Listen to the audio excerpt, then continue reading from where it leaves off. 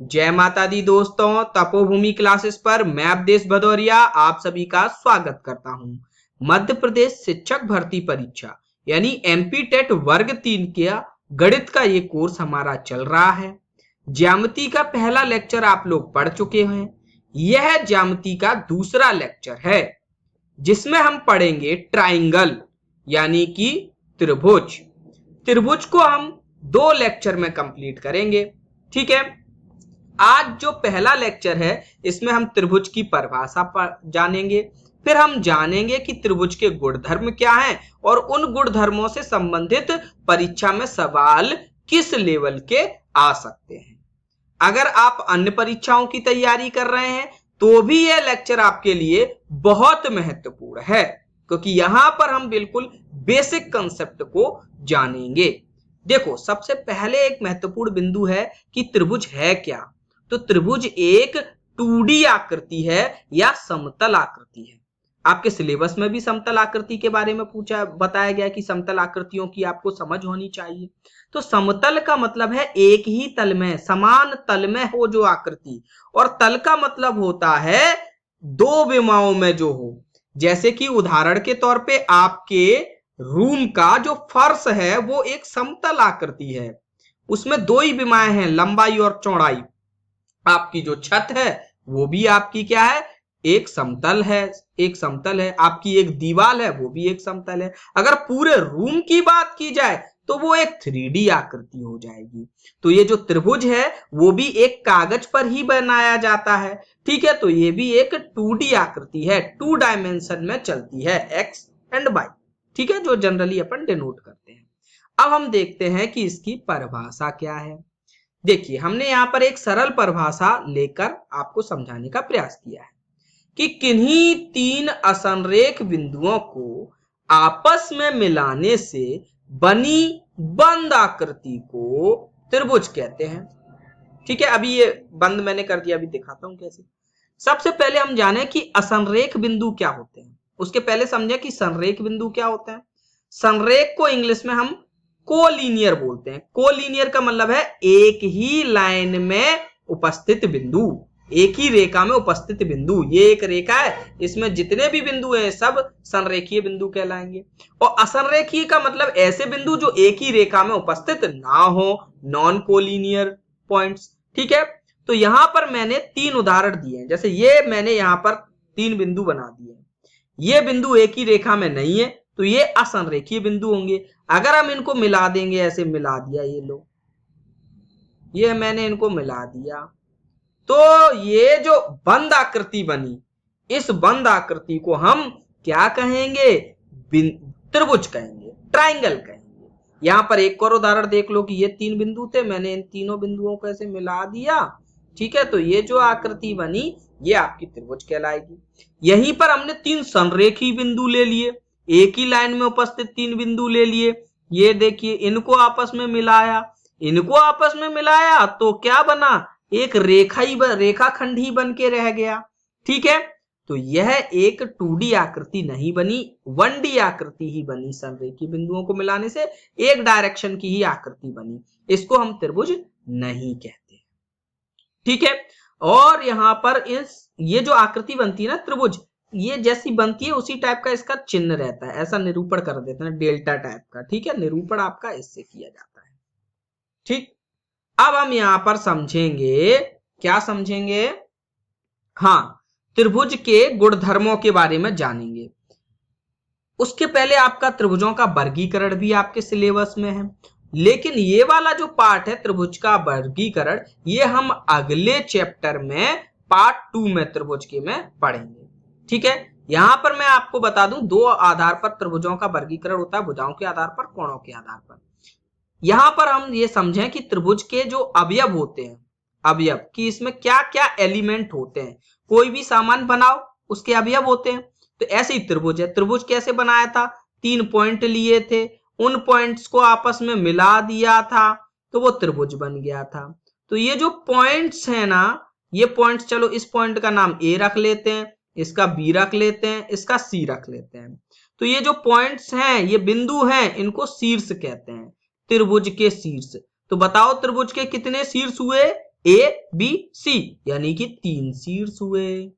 और ये जो 2 शीर्षों को मिला देते हैं आपस में, जैसे ए और बी और सी, और ए और सी को मिला दिया, तो ये जो रेखाखंड खींचे हैं ना, इनको त्रिभुज की भुजाएं कहते हैं। क्या कहते हैं? त्रिभुज की भुजाएं। ये कितनी हो गई? 1 2 3, तो ये भी 3 हो गई। अब यहां पर कोण भी बने हैं कुछ, देखो कैसे कैसे कोण बने हैं यहाँ पे। ठीक है, ये देखो कोण बन गया कि नहीं? कोण ए बी सी, ये एक कोण बन गया। ऐसे ही कोण बी सी ए, ये एक कोण बन गया। ऐसे ही कोण सी ए बी, ये एक कोण बन गया। ये त्रिभुज के अंदर 3 कोण बन गए। ठीक है, तो इनको हम क्या कहेंगे? त्रिभुज के कोण। अब इस कोण के भी 2 टाइप होते हैं त्रिभुज के कोण के। कैसे? ये कोण क्या है? त्रिभुज के अंदर बने, बंद आकृति के अंदर बने हैं, तो इनको हम क्या कहेंगे? आंतरिक कोण, या फिर हम क्या कहेंगे इंग्लिश में? Interior angle. तो ये कितने होते हैं? 1 2 3, 3 हो गए। अब एक होता है बाहर का कोण, बहिष्कोण। वो क्या होता है? अगर आप त्रिभुज की किसी एक भुजा को आगे की ओर बढ़ा दो, हमने सी को डी तक बढ़ाया, तो ये वाला जो कोण हुआ ना, कोण ए सी डी, एक शीर्ष पे 2 2 कोण बनना है ना, तो इसको हम बहिष्कोण कहेंगे त्रिभुज का। ठीक है, तो अगर चक्रीय क्रम से देखा जाए तो त्रिभुज के 3 ही बहिष्कोण होंगे। त्रिभुज के कितने बहिष्कोण हो जाएंगे? बहिष्कोण भी 3 हो जाएंगे। ठीक है, हर एक आंतरिक कोण के लिए एक बहिष्कोण है। ठीक है, इसका और इसका जोड़ 180 डिग्री होगा, क्योंकि ये एक ही लाइन पर है। ठीक है, ये तो हम पिछले चैप्टर से ही समझ चुके हैं। बढ़ते हैं आगे, त्रिभुज के गुणधर्म। त्रिभुज के क्या क्या गुणधर्म है भैया? सबसे महत्वपूर्ण गुणधर्म है पहला वाला सबसे महत्वपूर्ण गुणधर्म है, और ये आपके सिलेबस में भी बिल्कुल अच्छे से लिख दिया गया है कि इस पर हम क्वेश्चन पूछेंगे। उनने सिलेबस में लिख दिया है, इसका मतलब इस पे हम क्वेश्चन पूछेंगे। ठीक है, कि त्रिभुज के तीनों कोणों का योग 180 डिग्री होता है। यहां पर थोड़ा और लिख देते हैं अच्छे से, त्रिभुज के तीनों आंतरिक कोणों का योग, क्योंकि त्रिभुज के आंतरिक और बाह्य दोनों तरीके के कोण होते हैं। तो त्रिभुज के तीनों अंतःकोण, मान लो कोण ए है, कोण बी है, कोण सी है, इनका योग कितना होता है? 180 डिग्री होता है। बस रट लेना एकदम से। कोई 2 कोण दे देंगे, तीसरा निकालने को पूछ देंगे। ठीक है, 2 का अंतर दे देंगे, 2 का जोड़ दे देंगे, और सारे तीनों कोणों का पूछ देंगे, ऐसा पूछ सकते हैं। अब एक और महत्वपूर्ण चीज मैं आपको एक्स्ट्रा में बता दूं, जैसे ये आपका त्रिभुज था, और इस त्रिभुज के ये 3 बहिष्कोण थे, ये कोण नंबर 1, कोण नंबर 2, कोण नंबर 3। तो ये जो तीनों बहिष्कोण थे, कोण नंबर 1, कोण नंबर 2, कोण नंबर 3, इनका जो जोड़ होता है वो 360 डिग्री होता है बहिष्कोणों का। और बहिष्कोण किसी भी आकृति के बहिष्कोणों, सारे बहिष्कोणों का जोड़ 360 डिग्री होता है, क्योंकि वो पूरा एक चक्र घूम चुका होता है। ठीक है, अब यहां पर हम दूसरी महत्वपूर्ण गुणधर्म जानेंगे। दूसरा महत्वपूर्ण गुणधर्म है कि बड़ी भुजा के सामने का कोण बड़ा होता है, छोटी भुजा के सामने का कोण छोटा होता है। इसका मतलब क्या है? इसका मतलब ये है, जैसे ये एक कोई त्रिभुज है, ठीक है, ये एक कोई त्रिभुज है ए बी सी, ये भुजा आपकी 5 सेंटीमीटर की है, ये 6 सेंटीमीटर की है, और ये अगर मान के चलो 4 सेंटीमीटर की है, तो यहाँ पर सबसे बड़ा कोण कौन सा होगा? ये सबसे बड़ी भुजा है, तो इसके सामने का कोण सबसे बड़ा होगा। कोण भी इस पे नंबर 1 होगा, सबसे बड़ा होगा। उसके बाद दूसरे नंबर पे कौन सा कोण होगा? दूसरे नंबर पे जो भुजा बड़ी है, ये 5 सेंटीमीटर ये बड़ी है ना, इसके सामने का कोण कौन है? सामने देखो ये सी है। अगर नहीं दिख रहा हो तो ऐसे समझ लो कि ये जो भुजा है ना ए बी, तो बचा कौन सा शीर्ष? सी, तो सी ये दूसरे नंबर पे होगा कोण। और सबसे छोटा कौन होगा? 4 सेंटीमीटर के सामने वाला सबसे छोटा होगा कोण है, ये सबसे छोटा होगा। ठीक है, ये देखो घटता क्रम कोणों का मैंने तुरंत लिख दिया। इस पर इसी तरीके के प्रश्न आते हैं इस गुणधर्म पे। जैसे यहां पर मैंने एक प्रश्न भी बनाया है इसको लेकर, ये देखो ये रहा एक प्रश्न। एक त्रिभुज बना दिया गया है और फिर पूछ दिया गया है कि त्रिभुज एबीसी के कोणों के बीच में संबंध बताइए। कोण ए, कोण बी, कोण सी के बीच में संबंध बताइए। अब ये चिन्ह तो आप जानते ही होंगे। ऐसे मैंने अगर चिन्ह लगा दिया, जैसे ये 5 और 8, यहां बताओ मैं कैसे चिन्ह लगाऊंगा? ऐसे। ठीक है, यानी कि 5 जो है छोटा है 8 से, इस तरफ से पढ़ोगे तो 8 बड़ा है 5 से। जिस तरफ मुंह खुला होता है उस तरफ का संख्या बड़ी होती है, जिस तरफ मुंह बंद होता है ये ये नुकीला सिरा होता है वहां छोटा होता है, ये आपको पता ही होगा सबको लगभग। ठीक है, तो ये प्रश्न आ गया, बताओ यहाँ पर कोणों का कौन सा संबंध सही है। ये देखो सबसे बड़ा कोण कौन सा होगा बताओ, कोणे होगा कि नहीं, क्योंकि इसके सामने की भुजा सबसे बड़ी है, बीसी सबसे बड़ी भुजा है, तो इसके सामने का कोण कौन होगा, कोणे, ये सबसे बड़ा होगा, सबसे बड़ा होगा कोणे। फिर दूसरे नंबर पे कौन होगा, दूसरे नंबर पे कौन सी भुजा सबसे बड़ी है, 7 सेंटीमीटर, तो इसके सामने का कौन है, कोण बी, तो कोण भी दूसरे नंबर का होगा। और ये 6 सेंटीमीटर, इसके सामने कौन है, कोण सी, ये सबसे छोटा होगा। तो मुझे पता चल गया कि कोण ए सबसे बड़ा है, कोण बी दूसरे नंबर पे है और कोण सी तीसरे नंबर पे है। तो यहां पर मैं सही से चिन्ह लगा दूं बस, कोण ए सबसे बड़ा, फिर ये इससे बड़ा, ये आंसर हो जाएगा। ये आंसर सी में दिख रहा है, सी हमारा आंसर हो गया। समझ में आया कैसा प्रश्न बना है इस पे। अब बढ़ते हैं हम तीसरे नंबर की गुणधर्म पे, बहुत महत्वपूर्ण। इस गुणधर्म इतना महत्वपूर्ण है, इसका एक नाम ही रख दिया है कि त्रिभुज असम का। ठीक है, इसका नाम ही रख दिया गया है त्रिभुज असम का, कि त्रिभुज की किन्हीं दो भुजाओं का योग तीसरी भुजा से अधिक होता है? इसका क्या मतलब है, इसका मतलब ये है, जैसे ये त्रिभुज है ना, त्रिभुज ये, ठीक है, जैसे पिछला वाला त्रिभुज था, ठीक है, जैसे इस भुजा का मैंने मान लिया ये भुजा है a सेंटीमीटर की, ये भुजा है b सेंटीमीटर की, और ये भुजा है c सेंटीमीटर की।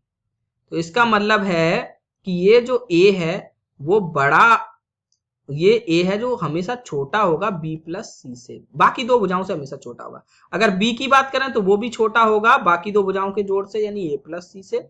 c की बात करें तो c भी छोटा होगा बाकी दो भुजाओं यानी a प्लस b से। अगर देखो कोई भी त्रिभुज है उसमें ये प्रॉपर्टी जरूर फॉलो करती है। अगर हमको सबसे बड़ी भुजा के लिए, अब देखो यहां पर क्या होता है ना, कि देखो ये हमेशा छोटा है, जो छोटी भुजा होगी वो तो ऑटोमेटिक ही छोटी होगी। ठीक है, अगर बड़ी वाली भुजा के लिए चेक हो जाए कि बड़ी वाली भुजा छोटी है बाकी दो के जोड़ से, तो सबके लिए सही होगा, होगा कि नहीं। तो इसी को हम त्रिभुज असमका कहते हैं। इसको देखो दूसरे तरीके से भी लिखा जा सकता है, कैसे, पक्षांतर करके, अलग शब्दों में भी लिखा जा सकता है। कैसे, मैंने यहाँ ए के लिए बी से पक्षांतर किया, यहाँ बी माइनस का हो गया, एंड ये सी इधर ही बैठा रहा, यानी कि दो भुजाओं के बीच का अंतर हमेशा तीसरी भुजा से छोटा होता है। यहाँ छोटे की बात हो रही है तो इसके लिए आप सबसे छोटी भुजा के लिए चेक कर लीजिए, तो बाकी तीनों भुजाओं के लिए सही होगा।